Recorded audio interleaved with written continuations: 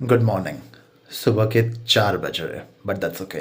तो कल मैंने आप लोगों को बताया था म्यूचुअल फंड के बारे में। सो क्या करना है क्या नहीं करना है, दैट इज़ योर कॉल। मेरा काम था बताना, सो मैंने बता दिया।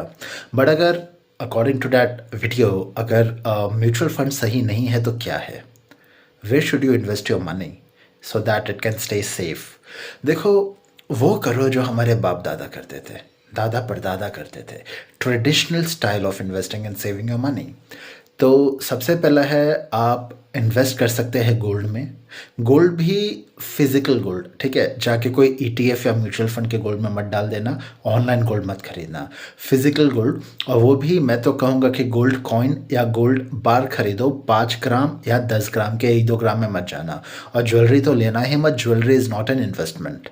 You can go for gold, 5 ग्राम और 10 ग्राम गोल्ड कॉइन और गोल्ड बार। देखो क्या है ना, क्राइसिस के टाइम पे वही चीज़ें काम में आएंगी जो तुम्हारे हाथ में होंगी, ना कि जो ऑनलाइन में होंगी। ठीक है? तो एक गोल्ड एक बहुत ही अच्छा तरीका है, आप अपने पैसों को सही तरीके से इन्वेस्ट कर सकते हो। दूसरा जगह आप पैसे डाल सकते हो लैंड में।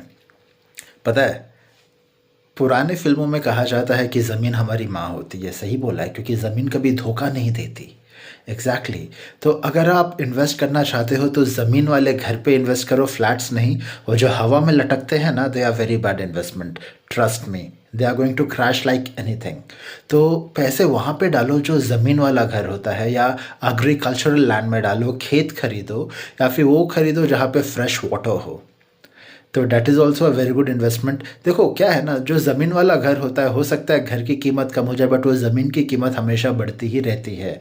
एज आई ऑलवेज से, ज़मीन कभी धोखा नहीं देती।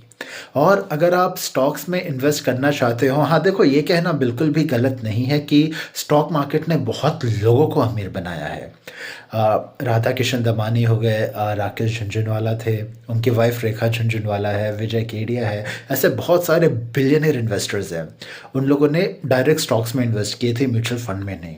तो अगर आप स्टॉक्स में भी इन्वेस्ट करना चाहते हो ना, तो आप ये 3 जगह पे कर सकते हो। एक इंफ्रा के स्टॉक्स, एक एग्रीकल्चर के स्टॉक्स, और एक ऑटो के स्टॉक। क्योंकि ये टाइम पे यही 3 चीज़ें हैं जो मेरे दिमाग में आ रही है, जिनका कभी कुछ स्लो डाउन नहीं हो सकता है।